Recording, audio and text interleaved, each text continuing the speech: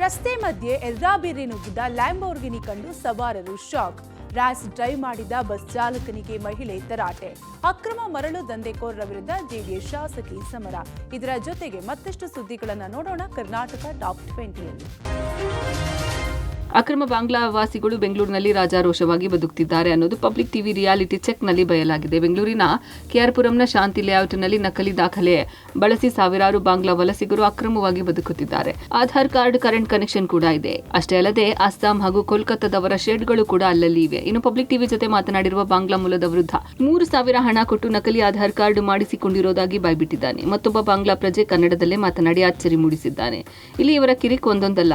ಇನ್ನು public TV ಸ್ಥಳಕ್ಕೆ ಹೋಗ್ತಿದ್ದಂತೆ ಪೊಲೀಸರು ಬಂದು ಕೆಲ ಅಕ್ರಮವಾಸಿಗಳನ್ನ ವಶಕ್ಕೆ ಪಡೆದಿದ್ದಾರೆ. ಅಭಿ ಮೇ ಗಾಂವ್ ನಹೀ ಜಾ ರಹಾ ಹೈ, ಮೇರಾ ನಾಮ್ ಪೇ ಕೇಸ್ ಹೈ. ಇವಾಗ ನಾನು ಊರು ಹೋಗಲ್ಲ, ಬಾಂಗ್ಲಾದೇಶಿ. ಆಮೇಲೆ ಜಾಮೀನು ಆಗಿದ್ರೆ ನನಗೆ ಬೇಲ್ ಆಗೈತೆ, ಊರು ಹೋಗಲ್ಲ. ಕೋರ್ಟ್ ಅಟೆಂಡ್ ಮಾಡ್ತಾ ಇದ್ದಾರೆ ನಾನು ತಿಂಗಳ. ಎಷ್ಟು ವರ್ಷ ಆಯಿತು ಕೇಸ್ ಆಗಿ? 4 ವರ್ಷ. ಜೆಬಿಯ ಕರಡು ಮತದಾರರ ಪಟ್ಟಿ ಬಿಡುಗಡೆ ಬೆನ್ನಲ್ಲೇ ಬಿಜೆಪಿ ಶಾಸಕ ರಾಮಮೂರ್ತಿ ನಕಲಿ ಮತದಾನ ಆರೋಪಿಸಿ ಆಯೋಗದ ಮೆಟ್ಟಿಲೇರಿದ್ದಾರೆ. ಬೆಂಗಳೂರಿನ ಜಯನಗರ ವಿಧಾನಸಭಾ ಕ್ಷೇತ್ರದಲ್ಲಿ ನಕಲಿ ಮತದಾರರ ಹಾವಳಿ ಆರೋಪಿಸಿ ರಾಜ್ಯ ಚುನಾವಣಾ ಆಯೋಗಕ್ಕೆ ದೂರು ನೀಡಿದ್ದಾರೆ. ಸುಮಾರು 7,000ಕ್ಕೂ ಹೆಚ್ಚು ನಕಲಿ ಮತದಾರರು ಪುನರಾವರ್ತಿತ ಮತದಾರರು ಇದ್ದಾರೆ ಅಂತ ಆರೋಪಿಸಿದ್ದಾರೆ. ಕಳೆದ ವಿಧಾನಸಭೆ ಚುನಾವಣೆಯಲ್ಲಿ ಕಾಂಗ್ರೆಸ್ ಅಭ್ಯರ್ಥಿ ಸೌಮ್ಯಾ ರೆಡ್ಡಿ ವಿರುದ್ಧ ಸ್ಪರ್ಧಿಸಿದ್ದ ಬಿಜೆಪಿ ಶಾಸಕ ಸಿಕೆ ರಾಮಮೂರ್ತಿ ರಾಜ್ಯ ಚುನಾವಣಾ ಆಯೋಗಕ್ಕೆ ದಾಖಲೆ ಸಮೇತ ದೂರು ನೀಡಿದ್ದಾರೆ. ತಮ್ಮದೇ ಕ್ಷೇತ್ರದಲ್ಲಿ ನಕಲಿ ಮತದಾರರನ್ನ ಪತ್ತೆ ಹಚ್ಚಲು ಮನವಿ ಮಾಡಿದ್ದಾರೆ. ಇವರ ಸ್ವಾರ್ಥಕ್ಕೋಸ್ಕರ ಕಾಂಗ್ರೆಸ್ ಸರ್ಕಾರ ಇವತ್ತು ಜಿಬಿ ಎಲೆಕ್ಷನ್ನು ವಿತೌಟ್ SIR ಇವತ್ತು ಮಾಡ್ತಾ ಇರೋದು. ಮತ್ತೆ ಒಂದು ನಕಲಿ ಮತದಾನ ಮಾಡೋ ಥರ ಮಾಡೋದು, ರಿಗ್ಗಿಂಗ್ ಮಾಡೋದಕ್ಕೆ ಕಾಂಗ್ರೆಸ್ನವರು ಇದನ್ನು ಬ್ಯಾಲೆಟ್ ಪೇಪರ್ ಬೇಕು ಅಂತ ಹೇಳ್ತಾರೆ. ನಡುರಸ್ತೆಯಲ್ಲಿ ಎರಾಬಿರಿ ವಾಹನ ಚಲಾಯಿಸಿ ಕಿರಿಕು ಮಾಡುವವರ ಸಂಖ್ಯೆ ಹೆಚ್ಚಾಗಿದೆ. ಶೌಕಿಲಾಲನೊಬ್ಬ ಲ್ಯಾಂಬೋರ್ಗಿನಿ ಸ್ಪೋರ್ಟ್ಸ್ ಕಾರಿನಲ್ಲಿ ರಸ್ತೆ ಮಧ್ಯೆ ರೇಸ್ ಮಾಡಿ ಹುಚ್ಚಾಟ ಮೆರೆದಿರುವಂತಹ ಘಟನೆ Mysuru road Kengeri metro station ಬಳಿ ನಡೆದಿದೆ. ನಿನ್ನೆಯಿಂದ ವಿಡಿಯೋ ಭಾರಿ ವೈರಲ್ ಆಗ್ತಾ ಇದೆ. ವಾಹನಗಳ ಮಧ್ಯೆ ಬಿರುಗಾಳಿಯಂತೆ ತೂರಿ ಬಂದ ಕಾರ್ ನೋಡಿ ಅಕ್ಕಪಕ್ಕದ ವಾಹನ ಸವಾರರು ಒಂದು ಕ್ಷಣ ಆತಂಕಕ್ಕೀಡಾಗಿದ್ದಾರೆ. ಲ್ಯಾಂಬೋರ್ಗಿನಿ ಕಾರ್ ಡ್ರೈವರ್ ಹುಚ್ಚಾಟಕ್ಕೆ ಸೋಷಿಯಲ್ ಮೀಡಿಯಾದಲ್ಲಿ ಜನ ಆಕ್ರೋಶ ಹೊರಹಾಕಿದ್ದಾರೆ. ಇದು ರಸ್ತೆ ರೇಸ್ ಟ್ರ್ಯಾಕ್ ಅಲ್ಲ ಅಂತ ಕ್ಲಾಸ್ ತೆಗೆದುಕೊಂಡಿದ್ದಾರೆ. ಮತ್ತೊಂದೆಡೆ ರ್ಯಾಶ್ ಡ್ರೈವಿಂಗ್ ಮಾಡಿದ ತಮಿಳುನಾಡು ಬಸ್ ಅಡ್ಡಗಟ್ಟಿ ಮಹಿಳೆ ತರಾಟೆಗೆ ತೆಗೆದುಕೊಂಡ ಘಟನೆ ಬೆಂಗಳೂರಿನಲ್ಲಿ ನಡೆದಿದೆ. ನಿನ್ನೆ ಬೆಳಿಗ್ಗೆ ಇಬ್ಬರು ಮಕ್ಕಳ ಜೊತೆ ಮಹಿಳೆ ಸ್ಕೂಟಿಯಲ್ಲಿ ಹೋಗ್ತಾ ಇದ್ರು. ಈ ವೇಳೆ ಸಿಗ್ನಲ್ನಲ್ಲಿ ಬಸ್ ಚಾಲಕ ರ್ಯಾಶ್ ಡ್ರೈವ್ ಮಾಡ್ತಾ ಬಂದಿದ್ದಾನೆ. ವಾಹನಕ್ಕೆ ಟಚ್ ಮಾಡಿದ್ದಾನೆ ಅಂತ ಆಕೆ ಸ್ಕೂಟಿಯಲ್ಲಿ ಬಸ್ ಅಡ್ಡಗಟ್ಟಿ ಬಸ್ ಚಾಲಕನ ಗ್ರಹಚಾರ ಬಿಡಿಸಿದ್ದಾಳೆ.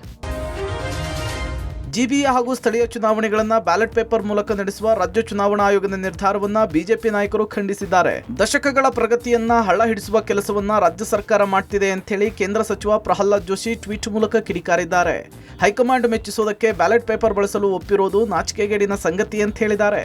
ಕಾಂಗ್ರೆಸ್ನವರು 135 ಸೀಟನ್ನ ಹೇಗೆದ್ರು ಅಂತ ದೆಹಲಿಯಲ್ಲಿ ಮಾಜಿ ಸಿಎಂ ಸದಾನಂದ ಗೌಡ ಪ್ರಶ್ನಿಸಿದ್ದಾರೆ.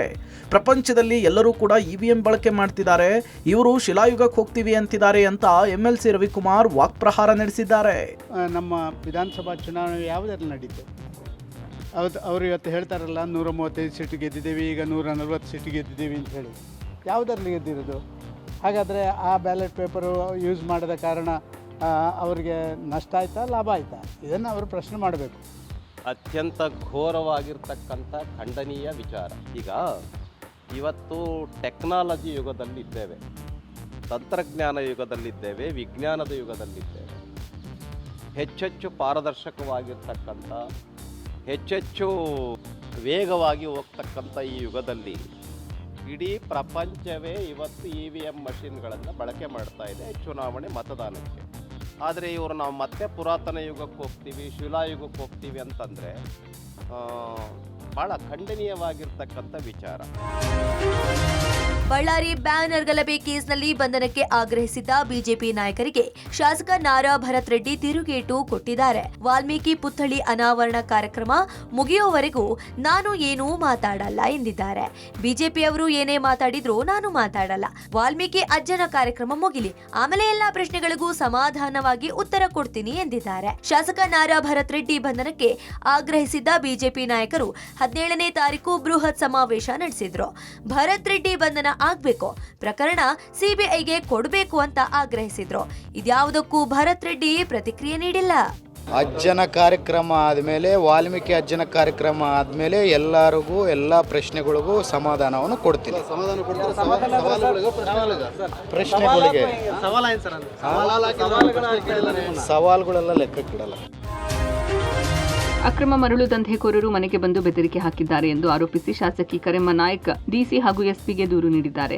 ಮಾಜಿ ಸಂಸದ ಬಿವಿ ನಾಯಕ್ ಸಂಬಂಧಿ ಶ್ರೀನಿವಾಸ ನಾಯಕ್ ಮನೆಗೆ ಬಂದು ಬೆದರಿಕೆ ಹಾಕಿರುವುದಾಗಿ ದೇವದುರ್ಗ ಶಾಸಕಿ ಕರೆಮ್ಮ ಜಿ ನಾಯಕ್ ಆಕ್ರೋಶ ವ್ಯಕ್ತಪಡಿಸಿದ್ದಾರೆ. ಡಿಸಿ ಎಸ್ಪಿಗೆ ದೂರು ನೀಡಿ ಮರಳು ದಂಧೆಕೋರರ ವಿರುದ್ಧ ಸೂಕ್ತ ಕ್ರಮ ಕೈಗೊಳ್ಳಲು ಆಗ್ರಹಿಸಿದ್ದಾರೆ. ಶ್ರೀನಿವಾಸ ನಾಯಕ್, ರವಿ, ವೀರೇಶ್ ಗೌಡ ಸೇರಿ 60 ಮಂದಿಯ ವಿರುದ್ಧ ದೇವದುರ್ಗ ಪೊಲೀಸ್ ಠಾಣೆಯಲ್ಲಿ ಪ್ರಕರಣ ದಾಖಲಾಗಿದೆ. ಬಳಿಕ ಪ್ರತಿಕ್ರಿಯಿಸಿರುವ ಕರೆಮ್ಮ ನಾಯಕ್ ಸರ್ಕಾರ ಕ್ರಮ ಯಾಕೆ ತೆಗೆದುಕೊಳ್ತಿಲ್ಲ ಎಂದು ಪ್ರಶ್ನಿಸಿದ್ದಾರೆ.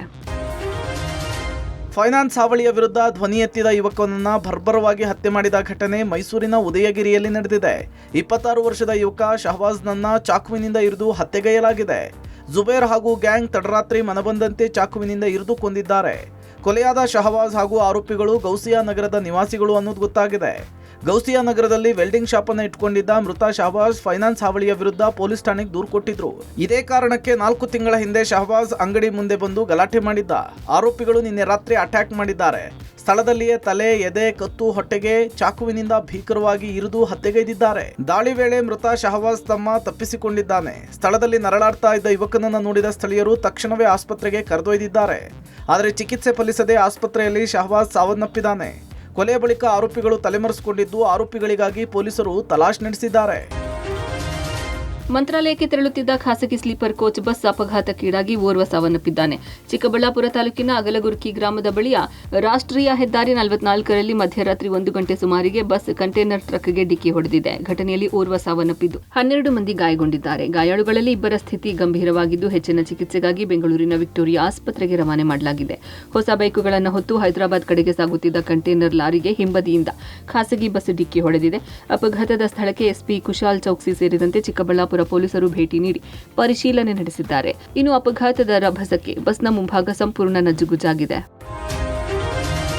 ದಾವಣಗೆರೆಯ ಅನುಗೂಡು ಬಳಿಯ ಇಂದಿರಾ ಪ್ರಿಯದರ್ಶಿನಿ ಕಿರು ಮೃಗಾಲಯದ ಪ್ರಾಣಿಗಳಿಗೆ ಕೊಳೆತ ತರಕಾರಿ, ಹಣ್ಣುಗಳ ಪೂರೈಕೆ ಆರೋಪ ಹಿನ್ನೆಲೆ ಅರಣ್ಯಾಧಿಕಾರಿಗಳ ವಿರುದ್ಧ ಶಾಸಕ ಕೆಎಸ್ ಬಸವಂತಪ್ಪ ಕಿಡಿಕಾರಿದ್ದಾರೆ.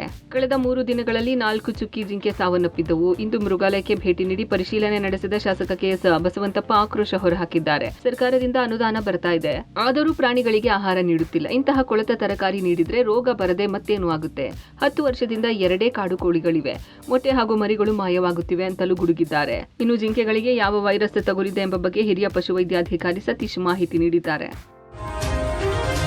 ಬಿಎಂಟಿಸಿ ಬಸ್ಗಳಲ್ಲಿ ಯುಪಿಐ ಹಣ ದುರ್ಬಳಕೆ ಮಾಡಿಕೊಂಡಿದ್ದ 3 ಕಂಡಕ್ಟರ್ಗಳನ್ನು ಅಮಾನತು ಮಾಡಲಾಗಿದೆ. ಪ್ರಯಾಣಿಕರಿಗೆ ಅನುಕೂಲ ಆಗಲಿ ಎಂದು ನಿಗಮವು ಯುಪಿಐ ಸ್ಕ್ಯಾನರ್ಗಳನ್ನು ಹಾಕಿದೆ. ಆದರೆ ಕೆಲ ಕಿಲಾಡಿ ಕಂಡಕ್ಟರ್ಗಳು ಬಿಎಂಟಿಸಿ ಬಸ್ನಲ್ಲಿರುವ ಯುಪಿಐ ಸ್ಕ್ಯಾನರ್ಗಳನ್ನು ಕಿತ್ತು ತಮ್ಮ ವೈಯಕ್ತಿಕ ಯುಪಿಐ ಸ್ಕ್ಯಾನರ್ಗಳನ್ನು ನೀಡಿ ತಮ್ಮ ಬ್ಯಾಂಕ್ ಅಕೌಂಟ್ಗೆ ಹಣ ಹಾಕಿಸಿಕೊಳ್ಳುತ್ತಿದ್ದಾರೆಂಬ ಆರೋಪ ಬಂದಿತ್ತು. ಈ ಬೆನ್ನಲ್ಲೇ ಕಂಡಕ್ಟರ್ಗಳಾದ ಸುರೇಶ್, ಅಶ್ವಕ್ ಖಾನ್, ಚಾಲಕ ಮಂಚೇಗೌಡರನ್ನ ಅಮಾನತು ಮಾಡಿ ಆದೇಶಿಸಲಾಗಿದೆ. ಡಿಸೆಂಬರ್ ತಿಂಗಳಲ್ಲಿ ತಪಾಸಣೆ ಮಾಡಿದಾಗ ಯುಪಿಐ ದುರ್ಬಳಕೆ ಮಾಡಿಕೊಂಡಿರುವುದು ಬಯಲಾಗಿದೆ. ಟಿಕೆಟ್ ಮೌಲ್ಯಕ್ಕೂ ಯುಪಿಐ ಹಣದ ಮೌಲ್ಯಕ್ಕೂ ತಾಳೆ ಹಾಕಿದಾಗ ವ್ಯತ್ಯಾಸ ಕಂಡುಬಂದಿದೆ. ಆಗ ಕಂಡಕ್ಟರ್ಗಳ ವೈಯಕ್ತಿಕ ಅಕೌಂಟ್ ಪರಿಶೀಲಿಸಿದಾಗ ಪ್ರತಿಯೊಬ್ಬರ ಅಕೌಂಟ್ನಲ್ಲೂ ಸುಮಾರು 50,000ಕ್ಕೂ ಹೆಚ್ಚು ಹಣ ಜಮೆ ಆಗಿರುವುದಾಗಿ ಬಯಲಾಗಿದೆ.